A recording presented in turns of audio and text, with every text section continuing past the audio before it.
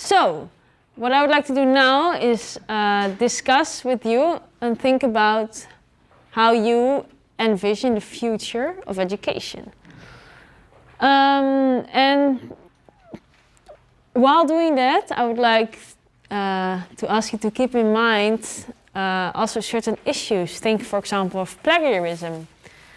Because, you know, with the online education, you don't have clear sight on your students anymore. It all happens from home, all happens online. How are we gonna address the challenges that come with that? So, like I said, plagiarism. What about cyber and data security, where, you know, we're emailing around with all this student data and they have to upload assignment, and it's important to keep that in mind. And how should we design the MOOCs? You know, are they pre-recorded in the studio? Or do they maybe, you know, are they live taught by the teachers? And also, do the students have to attend them live? Or, you know, if it's pre-recorded, they can watch it at any time they like. Then, what about the exams, the assessments? Do the students really, as is the matter now, have to come to the university and take the exam? Or will it maybe look like this? And can the exam also be, I don't know, through Skype or digital? What about interaction? If students take the course from home, will there be enough interaction? I mean, it's certainly different than in a classroom. Yeah, we can do the peer reviews or the discussion fora, but not everyone will maybe participate in it. And then finally, is this really what we're aiming for?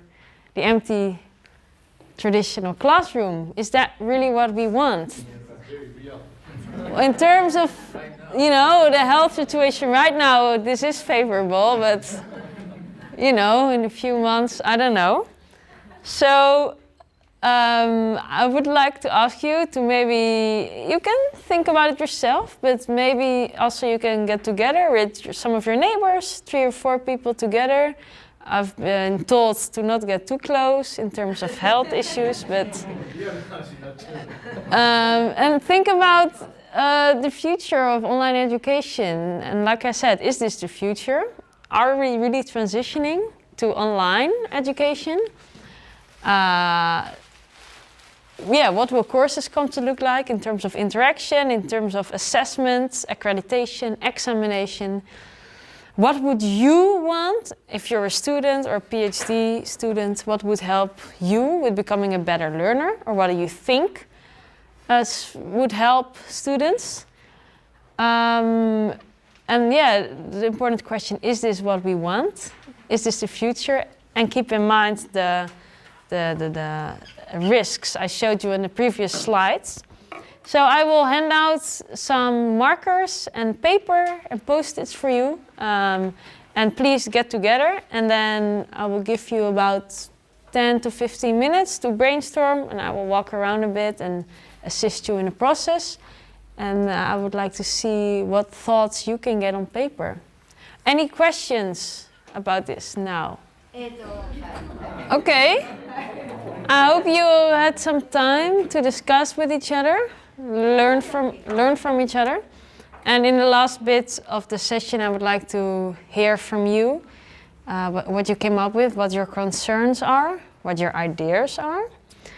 So I had a brief talk with the group in the middle already, and they told me they were a little bit concerned about if there would be enough teacher and student interaction, because currently it's mostly you know, it goes through the discussion forum, or if you have questions, it goes via email, but you do not really see the teacher live. And on top of that, they were concerned about motivation. You know, if there's no teacher that maybe looks you in the eye, or tells you like, hey, you have to hand in your assignment, you know, will the students be triggered enough to finish the course? And that's something I do see right now.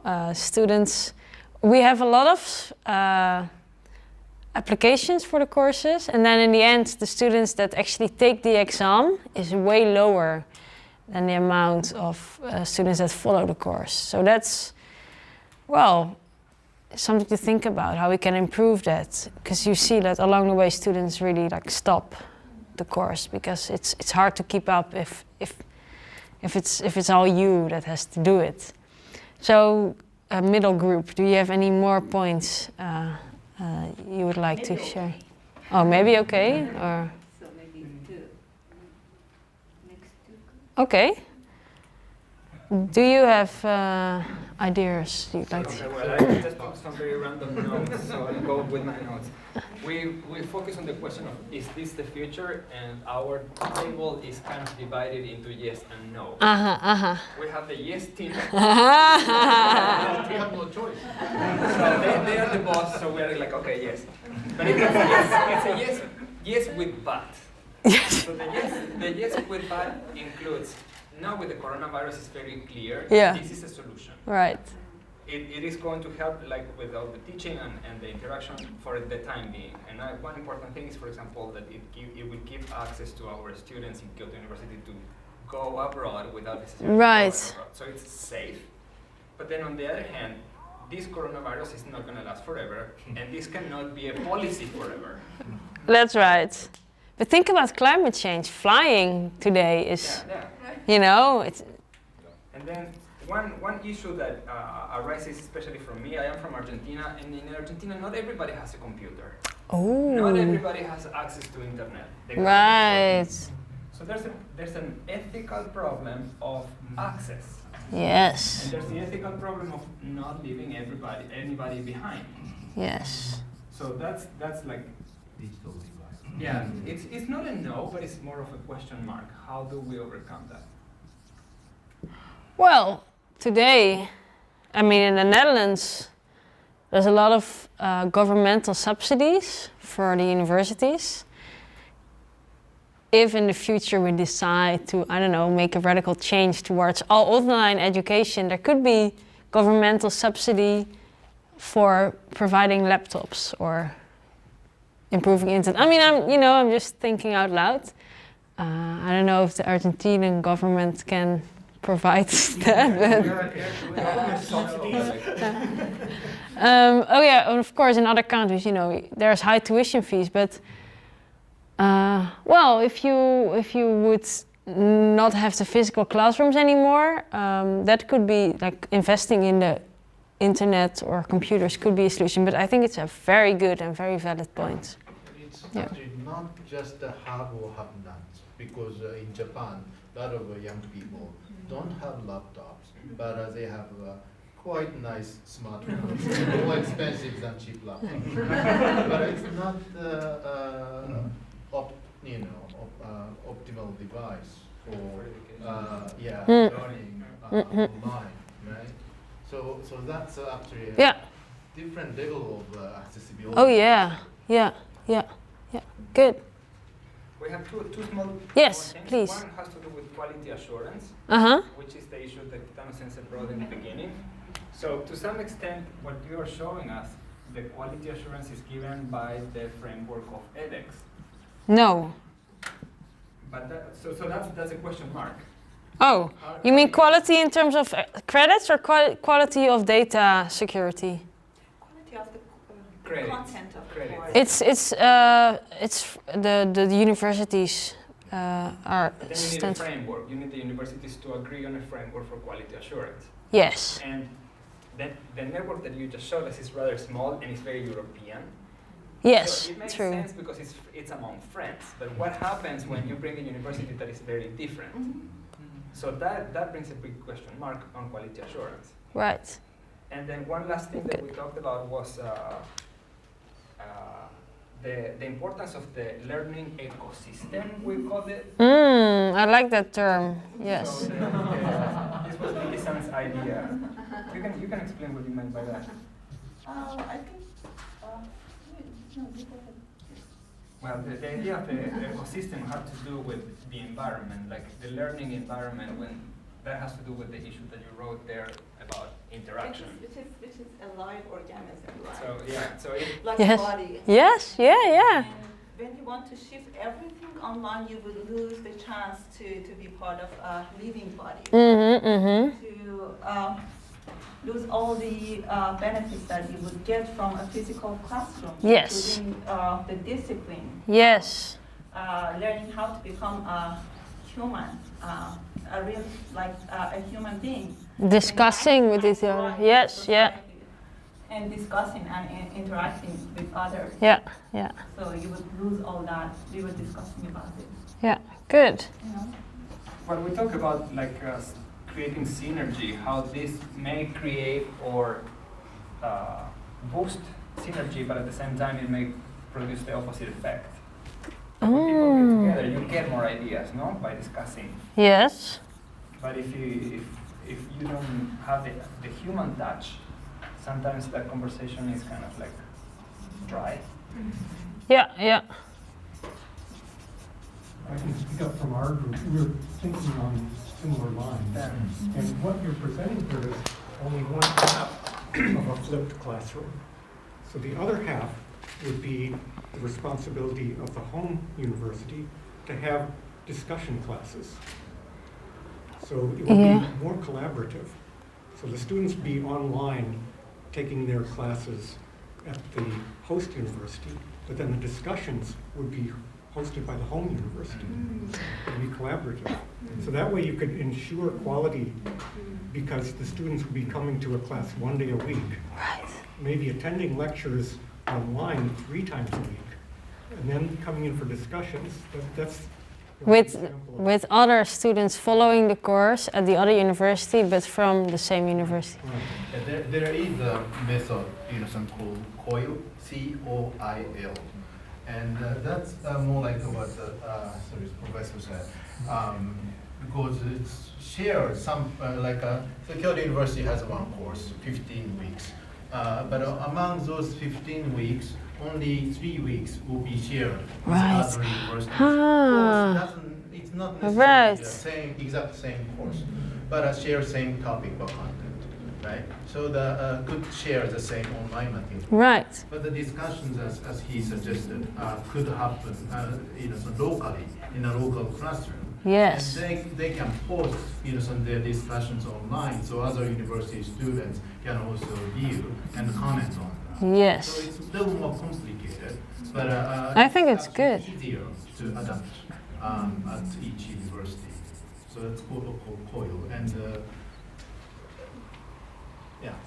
I think that's very, yeah. Worldwide, yeah, it started in the States. So several Japanese universities, Tokyo Gaigo, ICU, Kansai Daigaku, maybe, they are doing some. Right. Good. One more point from your group, or was this the main? Cost? So what we were talking about is in terms of sustainability. Mm-hmm. So if we are talking about the future of this kind of Yeah. thing, so nothing will be free. I mean, we saw something in the previous slide saying no cost, no limit or something. Yes. Yes. So somebody has to pay. That's what. Oh yes, of our course. concern. Yes. And our second concern was that most of these courses are introductory type courses, Yeah. 4 to 6 weeks.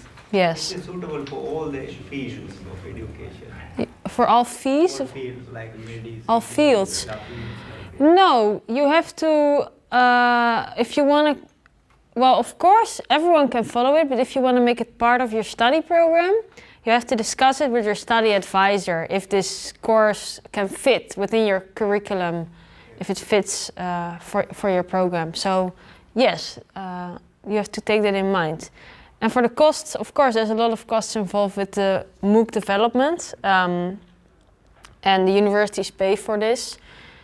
So, of course, it's not free, but because some universities offer some courses for their students for free, and because of the exchange partnership,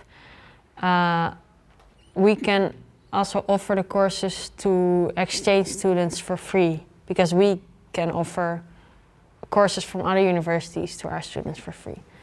So in terms of like for the students, it's free if there is exchange. So yeah. Okay, the group in the back. Yeah, actually, we talked about some topics are covered by the previous groups. Actually, like quality assurance or like balance between online learning and the face-to-face Yes. learning, and but we talked also about kind of community development of the especially freshman students. So I mean, usually freshman students start their student life in April. Yeah. And, but some students are like as other group said, some students have less connected, less internet connection, and or even some students have kind of community or friends, even no friends. Like I mean, they start their life at their university and like get along with their friends, and they start their kind of learning. But in this current situation, this is quite problematic.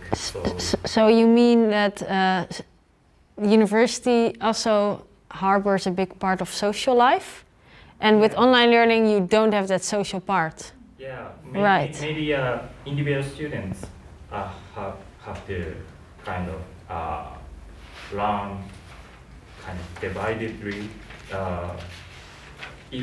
if there is kind of community-based learning system.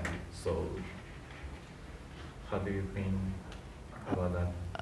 What exactly do you mean with a community-based learning system? I mean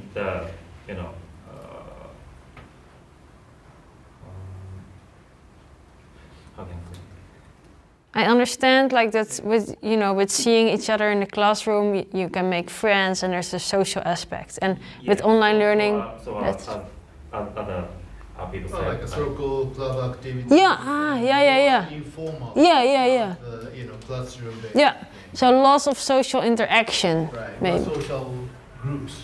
Right. Yeah. Okay. Going beyond the departments and the classroom. Yeah.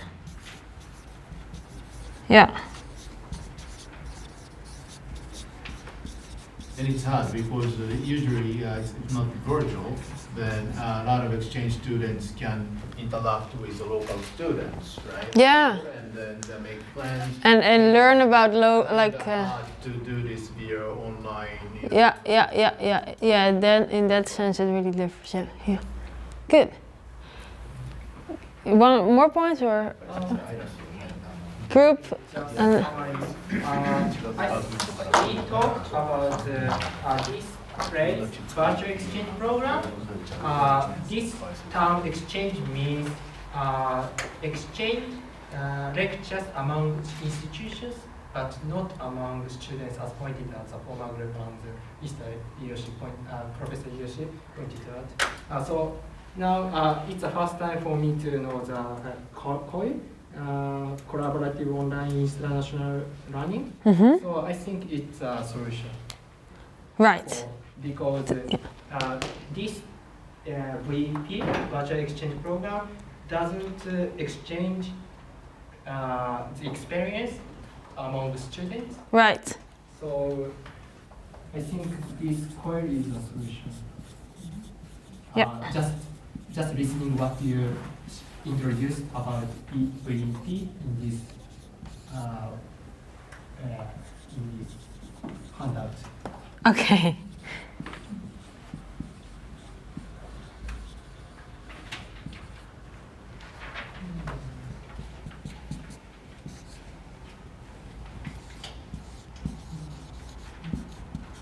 Any more points you discussed or you want to share? Or? More point. Or not? So, It's fine. No? Just I can give one example. 国際教養大学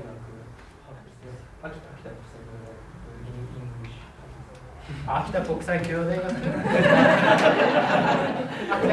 University having a lecture which is in online about Jomon culture. Do you know? No, but it sounds interesting. I mean, kind of Japanese lecture on German culture online. Yeah, Jomon culture. And they use blockchain technology. Yeah. To create it. Okay. So I think there are many technologies for support. I think so too, yeah. Okay, well, we have gained many insights. I'm definitely gonna share this also with the people in Europe and the team because I think this is very valid and you brought up some new points and solutions. Yeah, I really want to thank you for your input and being here. And we're a little running out of, well, we're over time and I don't want to keep you any longer in here. So I hope you enjoyed listening to me and hear about the Virtual Exchange Program and also thinking about it yourself. And I will, if you have any questions or comments or later on, you can send me an email also or just come after me after the session right now. So again, thank you very much for coming and participating. I very much appreciate it. And yeah, if there's no more questions from you, then I wish you a good day after this. Yeah, thank you.